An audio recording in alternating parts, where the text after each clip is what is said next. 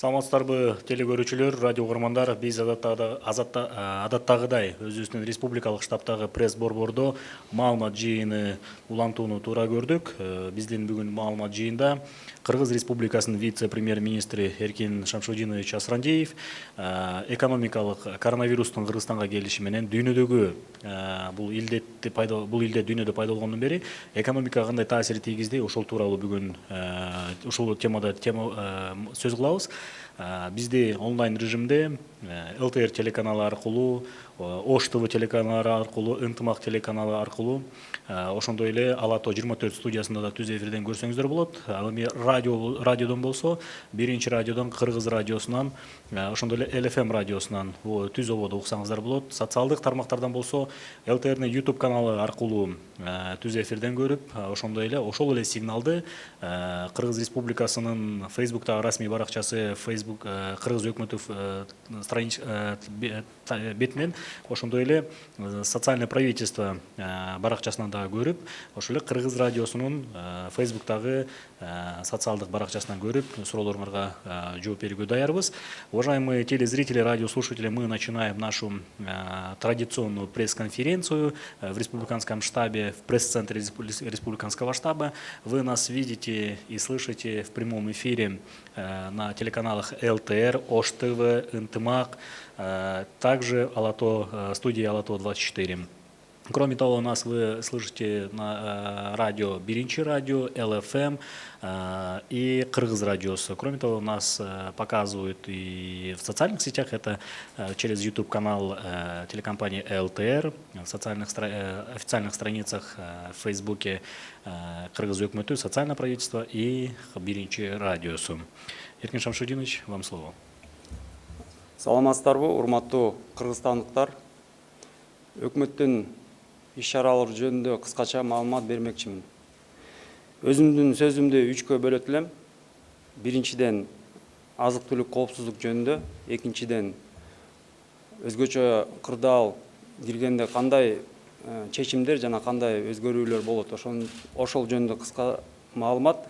Үчүнчүсү бизнес чөйрөгө, экономикага кандай чаралар пландаштырылып атат, кандай жардам көрсөтүлөт. Биринчиден азык-түлүк коопсуздук жөнүндө айта кетсек, 4 мартта негизги азык-түлүк позициялары боюнча тизме бекитилген болчу.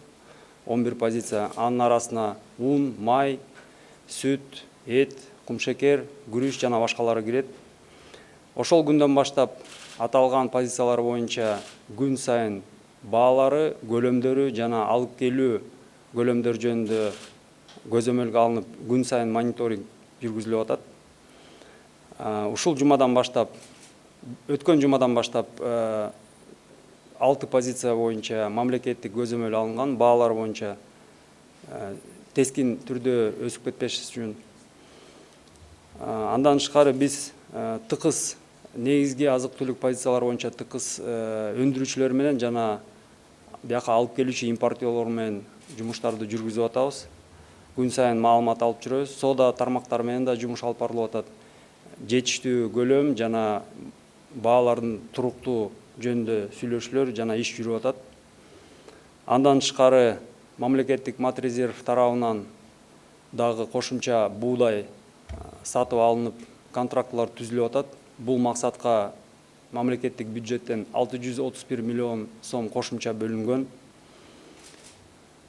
Соода тармактары менен жана кампа ээлери менен сүйлөшүп, өндүрүүчүлөр менен сүйлөшүп, соода тармактарына жана аймактарга негизги азык-түлүк запастарын жеткизүүнү күчөтүп атабыз.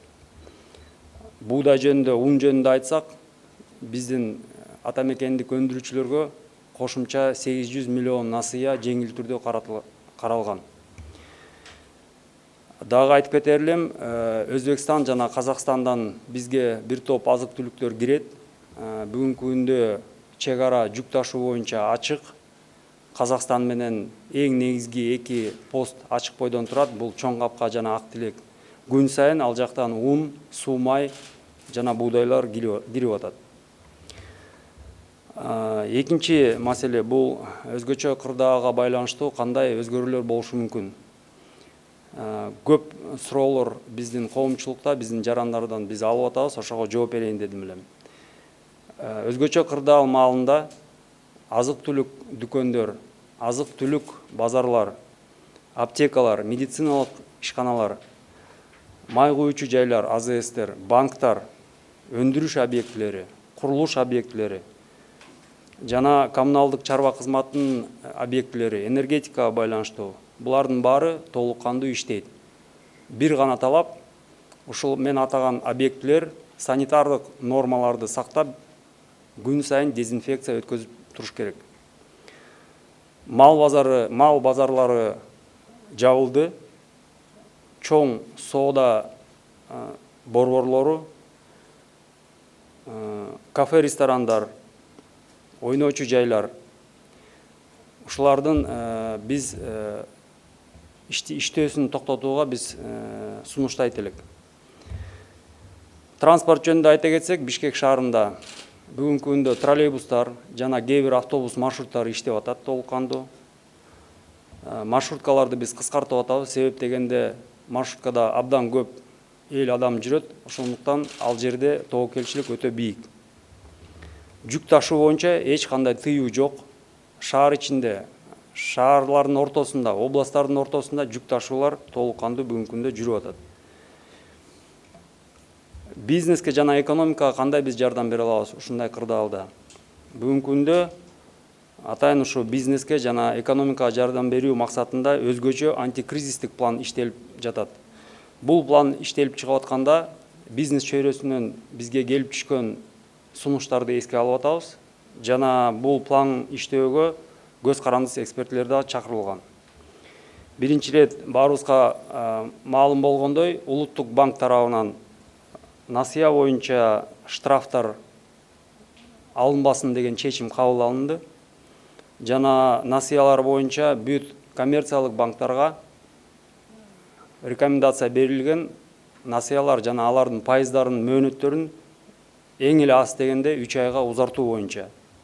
Андан тышкары жанакы планда каралган маселелер бул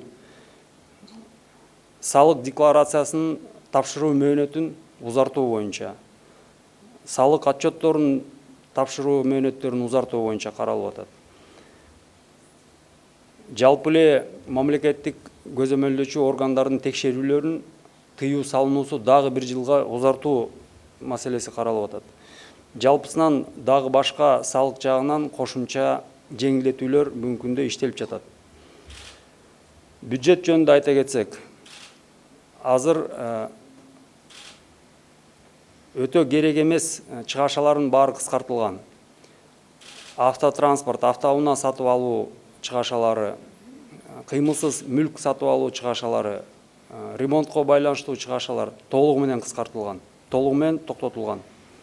Ошол эле учурда бюджеттин эсебинен алган айлыктар, бул биздин саламаттык сактоо тармагы, билим берүү системасы жана башкалар, пенсиялар, пособиялар өз убагында толук көлөмдө төлөнүп турат. Бул жагынан эч кандай кооптонууга себептер жок. Мындан тышкары биз бир нече эл аралык партнерлорго жана донорлорго кайрылууларды жүргүзүп, алар менен тыкыз иштешип атабыз.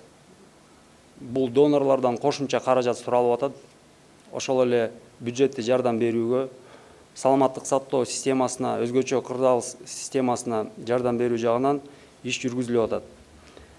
Дагы кошуп кетер элем, азыркы убакытта биздин жарандардан, коомчулуктан, бизнестен өз ыктыяры менен каражат беребиз деген сунуштар болуп атат. Ошол максатында Финансы министрлигинде өзгөчө эсеп шоту ачылган жана 2 мамлекеттик банк, Айыл банк жана РСКда дагы ушундай окшогон счеттор ачылган. Азыркы убакытта бул эсептерге жалпы суммасы 8 миллион 702 миң сом чогулду. Аталган акчадан бир да сом бүгүнкү күндө короло элек. Бул каражаттардын сарпталышы сөзсүз түрдө жогорку кеңеш менен макулдашылат. Жана бул каражат кайсы максаттарга, кайсы чыгашаларга кеткенин биз жума сайын ачык, айкын биздин коомчулукка, биздин жарандарга маалымат берип турабыз. Рахмат. эгерде мүмкүн болсо расмий тилде. Добрый день, уважаемые соотечественники. Я хотел бы представить вам краткую информацию о мерах, предпринимаемых правительством. Свое выступление я хотел бы разделить на 3 части. Первый вопрос касается продовольственной безопасности. Второй – это некоторые условия, влияющие на бизнес в связи с введением чрезвычайной ситуации. И третий – это меры, направляемые на поддержку бизнеса и на улучшение экономической ситуации. То, что касается продовольственной безопасности, 4 марта был утвержден перечень 11 основных позиций продовольствия и продуктов питания. С этого дня мы ведем ежедневный контроль цен, запасов и своевременных поставок.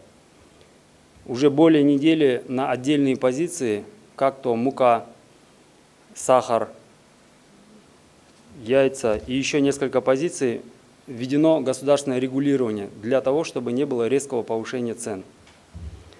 Кроме того, мы ведем тесную работу с основными производителями и поставщиками этих основных продуктов питания, с торговыми сетями, на предмет, чтобы удержать стабильные цены, достаточный объем и своевременные поставки и продажи. Также по линии фонда Госматрезервов выделено дополнительно 631 миллион сом на закупку зерна.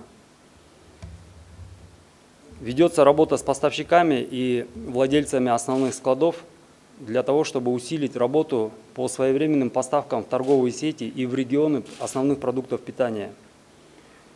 Мукомольным предприятиям предусмотрено 800 миллионов сомов льготных кредитов для закупки зерна и ее последующей переработки. Как мы все знаем, большой объем продуктов питания поставляется нам из других стран, в основном это через кыргызско-казахскую границу и кыргызско-узбекскую границу. Несмотря на ограничения, введенные этими странами, грузопотоки осуществляются в полном объеме и в обычном режиме. По казахской границе не приостановлена, ведется работа по 2 основным постам, это Актелек и Чоңкапка. Каждый день через эти посты, через границу к нам поступает мука, зерно, растительное масло и другие продукты питания. Второе, то, что касается некоторых условий введения чрезвычайной ситуации. Всех интересует, кто будет работать, кто сможет работать, а кому не рекомендуется работать. Однозначно должны работать продуктовые магазины и продовольственные рынки, аптеки, медицинские учреждения, автозаправочные станции, банки, производственные и строительные объекты. Будут работать все объекты жилищно-коммунального хозяйства и электроэнергетики. Но при этом они должны соблюдать санитарные нормы и ежедневно проводить дезинфекцию. На сегодняшний день закрыты скотные рынки, закрыты основные крупные торгово-развлекательные центры, где могло бы быть скопление людей. Ограничена деятельность объектов системы общественного питания. Мы их ориентируем в основном на работу по доставке. Также временно приостановили свою деятельность рынки промышленных товаров. Также всех интересует вопрос транспорта. По городу Бишкек на сегодняшний день действуют и работают троллейбусы, некоторые маршруты автобусов. Мы ограничиваем деятельность маршруток, потому что маршрутки несут в себе особо высокий риск скопления людей и распространения инфекции. Мы настоятельно не рекомендуем совершать частные поездки, но при этом все грузоперевозки осуществляются в полном объеме без ограничений. Теперь то, что касается антикризисного плана, мер по поддержке бизнеса и улучшению экономической ситуации. На сегодняшний день этот антикризисный план разрабатывается. В самое ближайшее время мы его представим обществу. При разработке этого плана учитываются предложения, которые поступают от бизнес-сообщества. Также в работе участвуют независимые эксперты. Уже принято решение Национального банка о невзымании штрафных санкций и пени за просрочки по кредитам. Национальным банком настоятельно рекомендовано коммерческим банкам предоставить отсрочку по кредитам как минимум на 3 месяца, как по основной сумме, так и по процентам. Будет решен вопрос переноса сроков сдачи налоговых деклараций. Также рассматривается вопрос переноса сроков сдачи налоговой отчетности. Мы планируем осуществить продление моратория на проверки государственными контролирующими органами еще на 1 год. В проработке находятся также другие налоговые послабления, которые могли бы помочь бизнесу. В этой ситуации тотально сокращаются бюджетные расходы.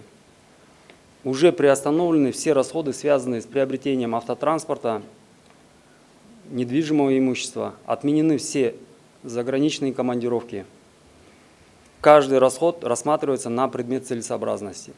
При этом хочу подчеркнуть, что защищенные статьи, заработные платы бюджетников, пенсии, пособия будут выплачиваться своевременно и в полном объеме. Параллельно ведется работа с нашими партнерами, с международными и двусторонними организациями. Мы обратились к ним за помощью по линии поддержки бюджета, по системе здравоохранения и Министерству чрезвычайной ситуации, а также по вопросам продовольственной безопасности. В это время наши граждане и наш бизнес откликнулся и выступает с предложением аккумулировать добровольные взносы денежных средств. Для этих целей открыты счета в казначействе Министерства финансов и в 2 государственных банках, это АЭЛ-банки и РСК-банки. На сегодняшний день на указанных счетах саккумулировано всего 8 миллионов 702 тысячи сомов. Ни одного сома из указанной суммы еще не потрачено. Любое расходование средств из этих счетов в обязательном порядке согласовывается с Жогорку Кеңешем. Мы будем еженедельно информировать нашу общественность, на какие нужды и на какие потребности израсходован каждый сом. Мы обеспечим, чтобы использование средств по этому фонду было прозрачно и публично. Спасибо. Уважаемые телезрители, уважаемые радиослушатели, вы нас видите в прямом эфире несколько телеканалов: Алато 24, ЛТР, Ош ТВ, НТМАК, Биринчи радио, ЛФМ, Кыргыз радиосу и также на страницах в социальных сетях Facebook. Это получается Кыргыз өкмөтү и социальное правительство. Также на страницах Биринчи радио. Эркин Шамшутдинович, такой вопрос от предпринимателя Кубана Исмаилова. Заказы для медицинских аппаратов много, но сейчас Европа не работает. У России нет таких аппаратов. Сейчас работает только Китай. Границу с Китаем Кыргызстан закрыл. Просим открыть границу с Китаем для товарооборотов. Спасибо за вопрос. Относительно поставки медицинских аппаратов и средств защиты ведется работа с Российской Федерацией. Вчера поступили первые партии 10 тысяч экспресс-тестов. Также мы тесно работаем с Китайской Народной Республикой, потому что у них есть хороший опыт. Относительно границы с Китайской Народной Республикой, на сегодняшний день приостановлены грузоперевозки автомобильным транспортом. Железнодорожный транспорт работает без ограничений, в полном объеме. При этом вопрос открытия автоперевозок с Китаем у нас в разработке. Мы сейчас ведем консультации с бизнесом, с грузоперевозчиками и с нашими китайскими коллегами. В ближайшее время мы дадим об этом сообщение. Биринчи радионун кабарчысы Салтанат Калдыбаевадан суроо келиптир. Эркин Шамшутдинович, коронавирустук инфекциянын жайылуусуна каршы күрөшүү үчүн жардам иретинде канча акча каражаттары түшүп жатат жана көбүн ойлондурган ачыктык жана бөлүштүрүү маселеси кандай камсыздалат? Жана мен өзүмдүн сөзүмдө айтып кеттим, дагы бир жолу кайталап кетейин. Бул максатка атайын финансы министрлигинде жана 2 мамлекеттик банкта, бул АЭЛ банк жана РСК банк өзгөчө эсеп счеттор ачылган. Азыркы убакытта бул счетторго жалпы суммасы 8 миллион 702 миң сом түштү. Бир да тыйыны сарпталган элек. Бул каражаттардын сарпталышы мыйзам чегинде сөзсүз түрдө парламенттин макулдуулугу менен гана кылынат. Андан тышкары биз жума сайын бул каражаттын эсебинен эмне алынды, кайсы чыгашаларга кетти, жума сайын маалымат берип турабыз. дагы бир суроо. Бюджеттин киреше бөлүгүндөгү маселе жана тышкы карызды реструктуризациялоо маселеси Эркин мырза, сиз тараптан өлкөдө аккредитациядан өткөн эл аралык уюмдардын өкүлдөрү менен жолугушууда айтылды. Кечээ күнү USAID жана башка уюмдар каражат бөлгөнүн жарыялады. Негизи эл аралык уюмдар менен кандай иштер жүрүүдө жана кандай жардам көрсөтүшөт алар? Мен негизги маалыматтарды берип кетейин. Биринчиден, донорлордун координациялык кеңеши деген бар бизде. Адашпасам, бул кеңешмеге 27 мекеме кирет. Анын арасында Дүйнөлүк банк, Азия өнүктүрүү банкы, Дүйнөлүк валюта фонду жана башка донорлор келет. Алар менен өткөн жумада жолугушуу жүргүзүп, биз чогуу бир иш планды түзүп чыгайлы деп чечтик. Өкмөттүн буйругу менен 4 жумушчу топ түзүлдү. 4 тармак боюнча бул азык-түлүк коопсуздук маселеси, саламаттык сактоо жана өзгөчө кырдаал маселелери. Үчүнчүсү бул бюджетти колдоо, төртүнчүсү бизнеске жардам берүү. Ошол жумушчу топторго донорлордон өкүлдөрү кирет. Ошолор чогуу финансы министрлигинин көзөмөлү координациясы менен жумушун алып барат. Азыр эң негизги биздин донор партнерлорго бул эл аралык валюта фонду, эл аралык Азия өнүктүрүү банкы, Дүйнөлүк банкка кайрылуулар жөнөтүлдү. Алар карап атат. Алардын тез арада берүүчү механизмдери бар. Ошондой эле жана мен айтып кеткендей саламаттык сактоо системасына жана азык-түлүк маселелери боюнча дагы кайрылуулар жөнөтүлүп, ошолор менен иш жүрүлүп атат. Жакынкы арада биз канча суммада кайсы булактардан канча каражат келет жана кайсы сумма жөнүндө сүйлөшүүлөр жүргүзүлүп атат, бул жөнүндө кошумча маалымат беребиз. Также вопрос от Биринчи радио.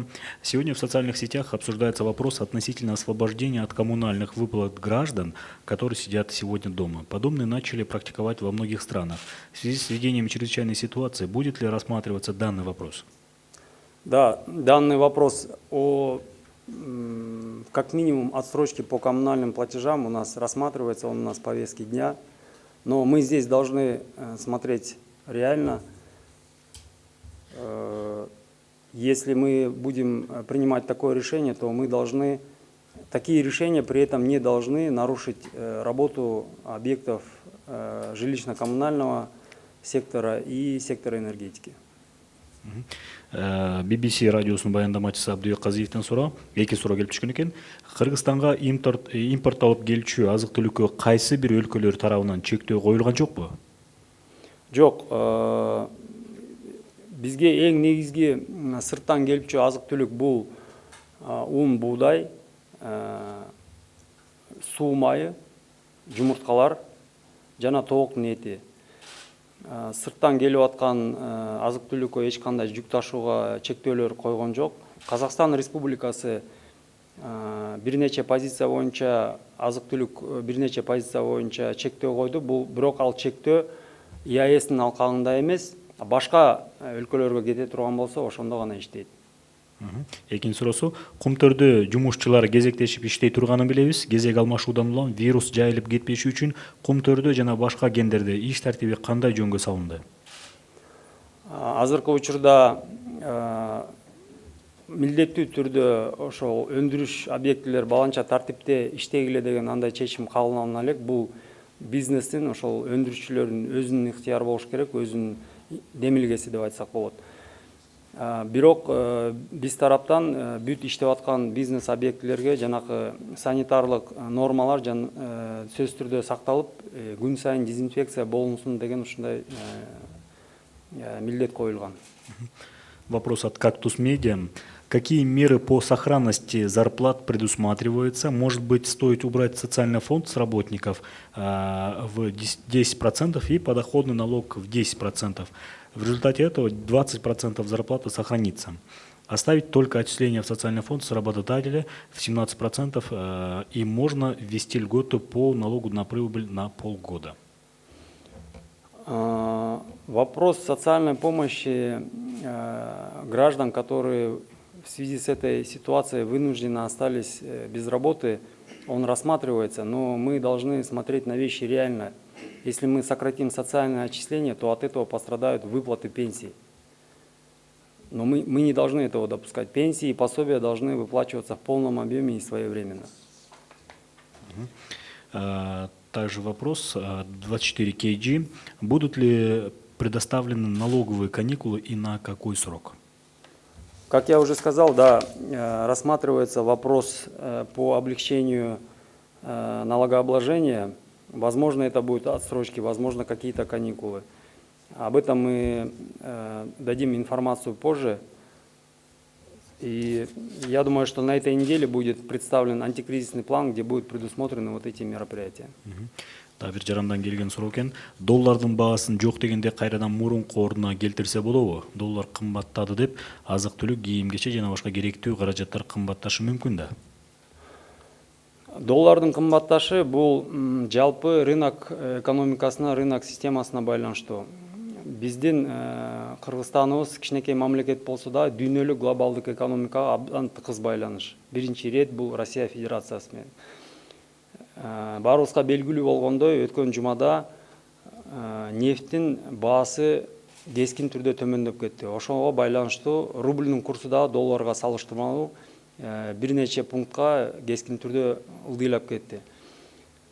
Жанакы мен айткан тыкыз экономикалык байланышка, коммуникацияларга байланыштуу үчүн биздин да сом ошо рубльдин артынан дагы ылдыйлады. Муну мурунку курска кармаш үчүн биз улуттук алтын валюталык резервтерди колдонушубуз керек. Бирок аны биз кечке колдоно берсек, ал каражаттардын баарын жөн эле сарптап салабыз. Анын натыйжасы баары бир аягында бул экономика, рынок экономикасына байланыштуу болгон үчүн кайра эле ошол курс өзүнө келет. Ошондуктан менин оюмча азыр улуттук банк тарабынан жүргүзүлүп аткан финансы-кредиттик саясат туура. Вопрос от 24 KG. Какие меры поддержки малого и среднего бизнеса будут предусмотрены? Как я уже отметил, вот в рамках разработки антикризисного плана уже приняты решения Национального банка о предоставлении послаблений по погашению кредитов, о невзымании пени за просрочки и рекомендация об отсрочке платежей как минимум на 3 месяца.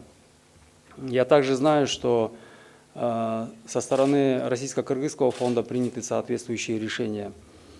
Мы сейчас готовим решение по переносу сроков сдачи налоговых деклараций и налоговой отчетности. И в рамках этого плана рассматриваются вопросы по предоставлению послаблений по другим вопросам налогообложения, в том числе по патентникам. Как мы все знаем, большое количество субъектов малого и среднего бизнеса работают на основе патентов. Мы все видим, что развитые страны формируют отдельные финансовые фонды, которые направлены на поддержку бизнеса путем субсидирования, предоставления льготных кредитов.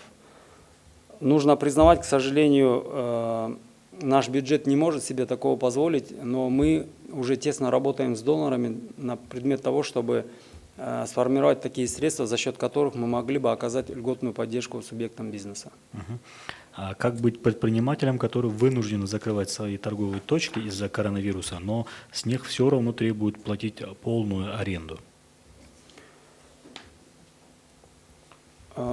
Арендные отношения между предпринимателями и владельцами этих объектов – это взаимоотношения между двумя хозяйствующими субъектами, которые регулируются законом. Но при этом мы со стороны государства сейчас думаем над мерами, которые мы могли бы рекомендовать, либо принять какие-то решения, которые могли бы решить эти проблемы, которые возникли у арендаторов. BBC радиосунун да бир эки суроо келип түшкөн экен. Мамлекеттик органдардын айлыктары, пенсия, пособиялер өз убагында берилеби? Ооба, мен жана айтып кеткендей, мамлекеттик органдардын кызматкерлерине, медициналык саламаттык сактоо системанын жумушчуларына, билим берүү системанын жумушчуларына пенсиялар жана жөлөк пулдар, пособиялар өз убагында жана толук көлөмдө берилип турат. Бул жагынан кооптонууга эч кандай себептер жок. Рубльдин баасы түшкөндүгүнө байланыштуу Россиядан ташылчу тактай, мунай продуктлары, темирдин баасы арзандашы мүмкүнбү? Биз азыр ал жак менен рынокты байкоо жумуштарын жүргүзүп атабыз. Кээ бир позициялар боюнча бул биринчи ирет азык түлүк позициялар боюнча сүйлөшүүлөр жүргүзүлүп атат. Мына азыр маалымат бар, буудайды илгертен бери Казакстандан жана Россиядан контрактлардын баары доллар менен түзүлчү. Мына азыр маалымат түшүп атат, буудай боюнча Россия менен апрелден баштап ошо рубльга өтөбүз деген биз тараптан сунуш берилди. Алар карап беребиз, алдын ала болушу мүмкүн, биз макулбуз деген ушундай жоопторду алып атабыз. Объявили, что все госслужащие будут работать в привычном режиме, но в условиях ЧС есть ли надобность работать тем же, например, Министерству культуры или Министерству социальной защиты? Да, этот хороший вопрос мы сейчас рассматриваем в связи с сокращением отдельных видов деятельности в целом по республике. Мы рассматриваем вопрос сокращения деятельности, работы некоторых государственных органов. Вопрос опять от 24KG. Кыргызстан запросил поддержку доноров из-за коронавируса. Есть ли цифры, сколько денег нам точно надо и на какие нужды? И сколько доноры готовы выделить? Сейчас точные цифры я пока не могу озвучить. Ведутся расчеты. Есть расчеты по отдельным секторам, по системе здравоохранения, по системе Министерства чрезвычайных ситуаций. Есть предварительные расчеты по потенциальным возможным потерям бюджета. Ведутся расчеты по объему средств, необходимых для поддержки бизнеса. Направлены предварительные запросы в основные донорские организации, где указаны эти цифры. Какой именно объем будет выделен со стороны доноров, мы ждем ответа на сегодняшний день. Вопрос от lgz.kg. Кыргызстан запретил вывоз некоторых продуктов первой необходимости, включая рис, муку, яйца и другие. Нет ли информации, что подобные запреты введут Казахстан и Россия? На сегодняшний день запретов на ввоз продуктов питания, продовольствия в Кыргызскую республику нет. Казахстан принял решение о запрете на вывоз по нескольким позициям продовольствия, но этот запрет касается вывоза в третьи страны, он не касается стран ЕАЭС и в том числе Кыргызстана. Ежедневно через кыргызско-казахскую границу поступают необходимые продукты питания, в первую очередь зерно и мука. И третий вопрос от lgz.kg. Будет ли организованы зеленые коридоры для поставок продуктов первой необходимости и лекарственных средств в Кыргызстан? Будут ли для них обнулены таможенные ставки и налогообложения? То, что касается таможенных ставок, сейчас уже принято решение по снижению, обнулению таможенных ставок на медицинские маски, на еще ряд позиций, которые связаны с текущей ситуацией. В целом, по таможенным тарифам действуют правила ЕАЭС, которые предусматривают принятие таких решений согласованно с другими странами-партнерами. Вопрос от экономического издания «Тазабек». Премьер-министр Мухаммедкалый Абылгазиев сказал, что надвигается кризис. Есть уже предварительные цифры ущерба экономике страны? Я на предыдущий вопрос относительно зеленого коридора хотел бы ответить, что то, что касается предметов первой необходимости, медицинских изделий, продовольствия, продуктов питания, мы ведем работу по организации зеленых коридоров, но, скажу прямо, эта работа ведется в ручном режиме, то есть если ведутся поставки предметов медицинского назначения, то каждую такую поставку мы отслеживаем, связываемся с нашими коллегами из стран-партнеров с тем, чтобы обеспечить быструю и беспрепятственную доставку. Относительно вопроса об экономическом кризисе, у нас на начала марта были готовы расчеты Министерства экономики, где были разработаны 3 сценария, 3 месяца, 6 месяцев и на 12 месяцев. Но эти расчеты были сделаны до того, как у нас появились случаи заражения. И там были четкие расчеты, сколько процентов ВВП мы потеряем в связи с этой ситуацией. На сегодняшний день ситуация, вы сами видите, меняется каждый день. Поэтому сейчас эти расчеты актуализируются. Вопрос от интернет-издания «Ахчабар». В связи с ослаблением кыргызского сома госдолг республики вырос. Скажите, на сколько процентов он увеличился и каким странам? И за счет каких источников республика намерена перекрывать его, учитывая большие выполнения из бюджета? Будет ли обсуждаться с кредиторами отсрочка по выплатам госдолга?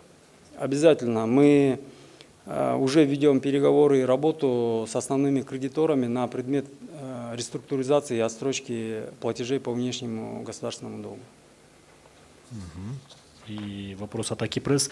На какой стадии переговоры об открытии кыргызско-казахской границы? Стоит ли вопрос о запрете авиасообщения с Россией? По кыргызско-казахской границе некоторые сложности, которые появились ровно год назад, вопрос этих сложностей был вынесен на обсуждение Евразийского экономического сообщества, Евразийской экономической коллегии. Вынесено заключение о том, что те сложности, которые имеются на казахско-кыргызской границе, они являются барьерами и противоречат правилам ЕАЭС.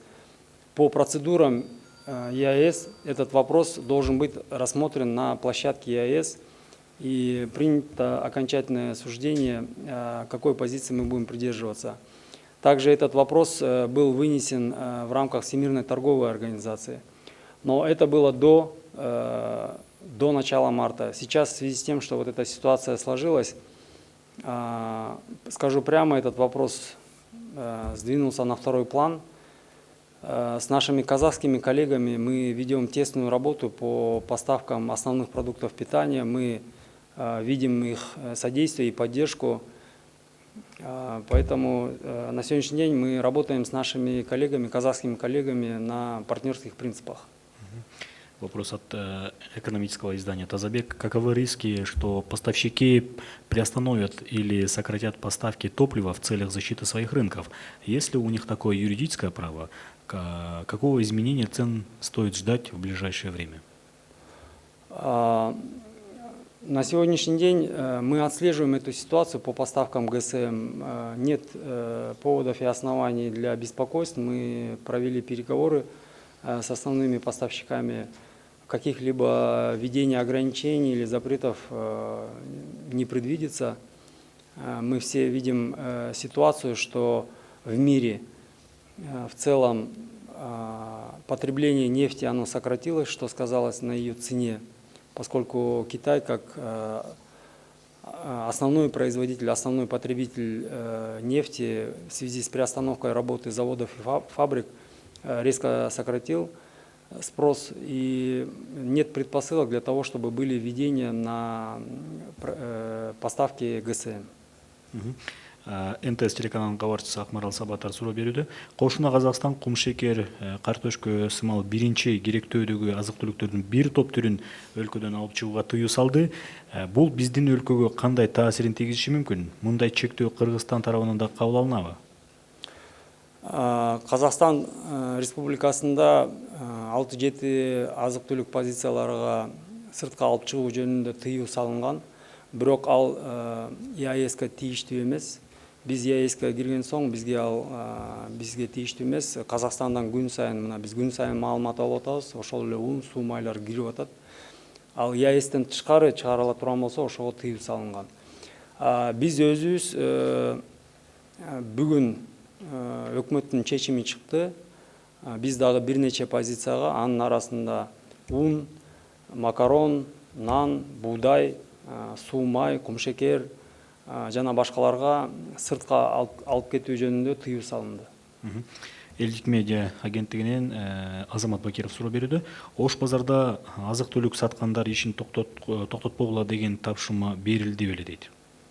Ооба, жана мен айтып кеткендей, азык түлүк менен алектенген соода тармактар, дүкөндөр жана базарлар толук кандуу иштей берет. Ошол эле Ош базарда таттуу саткандарында базарга чыккыла, чыксаңар да, чыкпасаңар да аренда төлөйсүңөр деп базар жетекчилери кыйнап жатыптыр. Ушул боюнча толугураак маалымат берсеңиз дейт. Бул суроону мен азыр брифинг бүткөндөн мэрия менен байланыштырып, анан бул маселени карайбыз. Ал эми ушул медициналык жабдыктар боюнча маселе кандай чечилүүдө? Ошол эле маска, антисептик боюнча. Маска боюнча ачык айтыш керек, жетишпестик бар. Бул жалаң гана Кыргызстанда эмес, дүйнө жүзү боюнча маска жагынан жетишпестик бар. Себеп дегенде жанагы бир эле жолу колдонула турган маска адам сыртта жүрсө бир күндө жок дегенде бир 3-4 колдонулат. Албетте анчалык көлөм, биз мисалы 5 миллион, 6 миллион калкыбыз бар болсо, күн сайын ошончолук көлөм бизде жок. Муну айтыш керек. Бирок ошол эле учурда биз мына акыркы 10 күндүн ичинде Ошто бир ишкана, СЭЗ Бишкекте дагы бир ишкана өзүбүздөн чыгаруу процессин ыкмага салып, мына цехтер иштеп баштады. Бул СЭЗде күн сайын 50 миңден 100 миңге чейин чыгат. Шаар боюнча аптекаларга таратылып атат күн сайын. Ошто дагы бир ишкана маскаларды чыгарып, алардын көлөмдөрү азыраак, ал дагы күн сайын таратылып атат. Андан тышкары азыр биздин ишкерлер да, бир нече ишкерлер ошондой эле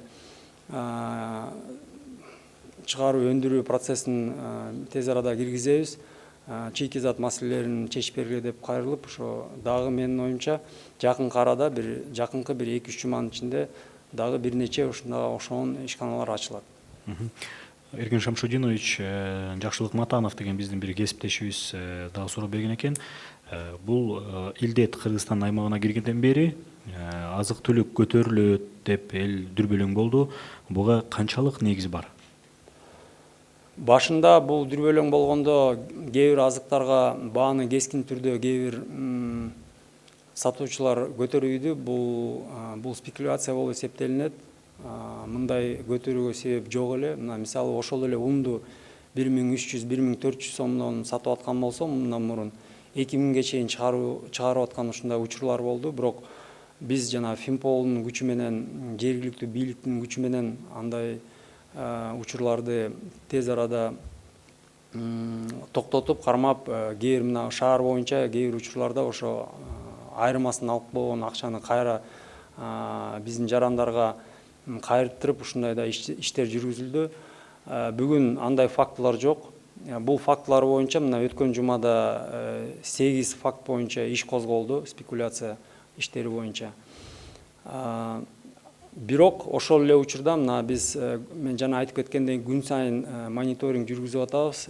Кээ бир позициялар боюнча баалар бир аз бир 1ден 2-3%ке чейин өстү. Бул биринчиден ошол жалпы эле экономикалык абалга байланыштуу.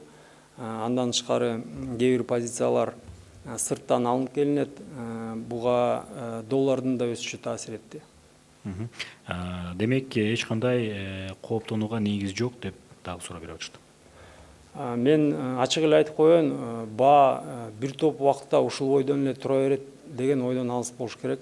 Жалпы дүйнө жүзү боюнча кризис жүрүп атат.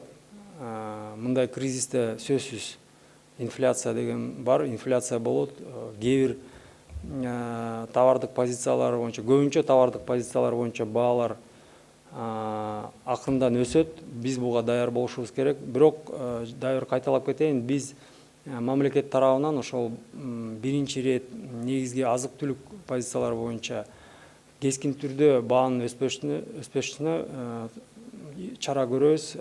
Андай кескин түрдө баанын өсүү болбойт. Акыркы суроо Ала Тоо 24 студиясынан суроо берип атышат. Кыргызстандын аймактарындагы азык түлүк маселеси кандай, баардыгына жетиштүүбү? Бүгүнкү күндө жетиштүү. Кээ бир учурлар болуп атат, кээ бир райондордо эл баягы дүрбөлөң болуп, баягы адетинде 5-10 килограммдан ун сатып алып жүргөн болсо, бир мүшөк, 2 мүшөк алып коюп, баягы жок жерден паникага берилип ушундай көрүнүштөр болду. Ошондуктан кээ бир райондордо баягы ундун биринчи ирет, ошол эле суу майдын, кумшекердин кээ бир көлөмдөрү азайып, жетиштүү эмес болуп калган учурлар болду. Бирок мындай учурларды биз ал көп эмес, кээ бир 3-4 райондо ушундай көрүнүштөр болду. Биз андай учурларды өзүбүз күн сайын мониторинг, саат сайын, күн сайын эмес, саат сайын жергиликтүү бийлик менен чогуу мониторинг кылып, ошондой жетишпегендиктер болсо, биз тез арада бияктан Бишкектен кошумча көлөмдү жүктөп жөнөткөнгө аракеттерди кылып аттык. Мына мисал катары Жалал Абадка ун азайып кетти дегенден, мына губернатордун биринчи орун басары суббота күнү мурда күнү бияка Бишкекке келген болчу. Биз бияктагы ун чыгаруучу ишканалар менен сүйлөшүп туруп, кече күнү 59 тонна, бүгүн дагы 50 тонна, буюрса мына эртең бирси күнү дагы кошумча ундар, фуралар Жалал Абадка жөнөтүлөт. Урматтуу теле көрүүчүлөр, радио угармандар, биздин акыркы сурообуз келип бүттү. Ошо менен сиздердин кызматташтыгыңыздарга чоң рахмат билдиребиз. Бүгүн бизди түз эфирден ЛТР телеканалы аркылуу, Ала Тоо 24 студиясы аркылуу, Ош ТВ, Ынтымак ТВ, мындан сырткары бизди биринчи радио, ЛФМ жана Кыргыз радиосу аркылуу түз эфирден угуп көрө алдыңыздар. Социалдык тармактардан дагы ЛТР телеканалынын YouTube каналдары аркылуу жана Facebook аркылуу Кыргыз өкмөтү жана социальный правительство баракчаларынан түз эфирде көрө алдыңыздар. Биздин бүгүн пресс борбордо Кыргыз Республикасынын вице-премьер-министри Эркин Шамшудинович Асрандиев болду. Чоң рахмат.